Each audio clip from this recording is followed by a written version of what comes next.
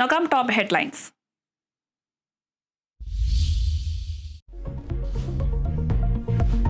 ശബരിമലയിലെ സ്വർണ്ണമോഷണത്തിൽ അന്വേഷണത്തിന് ഉത്തരവിട്ട് ഹൈക്കോടതി. 6 ആഴ്ചയ്ക്കകം റിപ്പോർട്ട് നൽകാൻ പ്രത്യേക അന്വേഷണ സംഘത്തിന് നിർദ്ദേശം. 2 ആഴ്ച കൂടുമ്പോൾ അന്വേഷണ പുരോഗതി അറിയിക്കണം. കേസിൽ DGPയെ കക്ഷി ചേർത്തു.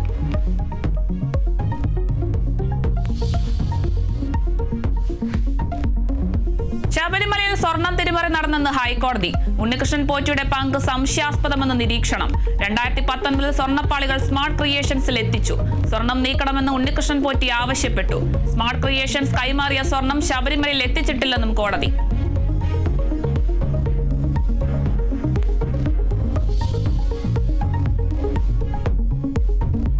ശബരിമലയിലെ സ്വർണ്ണമോഷണത്തിൽ കോടതി വിധി സർക്കാരിന് തിരിച്ചടിയെന്ന് പ്രതിപക്ഷ നേതാവ്.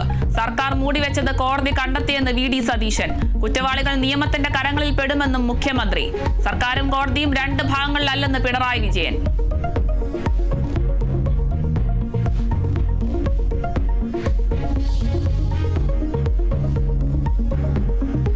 പാലിയേക്കരയിൽ ടോൾ വിലക്ക് തുടരും. ടോൾ നിരക്ക് കുറയ്ക്കുന്നതിൽ നിലപാട് അറിയിക്കാൻ സാവകാശം തേടി കേന്ദ്രം.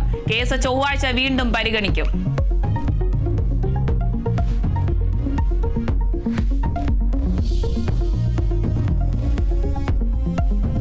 ഭൂട്ടാൻ വാഹന കള്ളക്കടത്ത് കേസിൽ അന്വേഷണം ഊർജിതമാക്കി ED.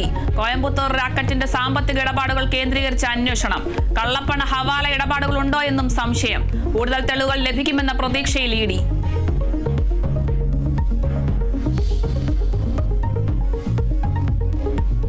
കണ്ണൂർ തളിപ്പറമ്പിലുണ്ടായ തീപിടുത്തത്തിന്റെ പ്രഭവ കേന്ദ്രം ട്രാൻസ്ഫോമർ അല്ലെന്ന് KSEB.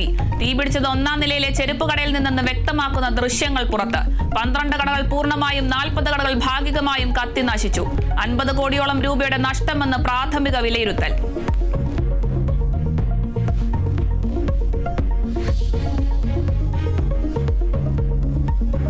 ഇസ്രായേൽ ഗാസ വെടിനിർത്തൽ കരാറിന്റെ ആദ്യഘട്ടത്തിന് അംഗീകാരം നൽകി ഇസ്രായേൽ മന്ത്രിസഭ. വെടിനിർത്തൽ ഉടൻ പ്രാബല്യത്തിൽ വരും. തിങ്കളാഴ്ചയോടെ ബന്ദികളുടെ കൈമാറ്റം ആരംഭിക്കുമെന്നും സൂചന. ഗാസയിൽ നിന്നും ആഘോഷ പ്രകടനങ്ങളുമായി പലസ്തീൻ ജനത. അഭയാർത്ഥി ക്യാമ്പുകളിൽ മധുര വിതരണം ചെയ്ത് ജനങ്ങൾ.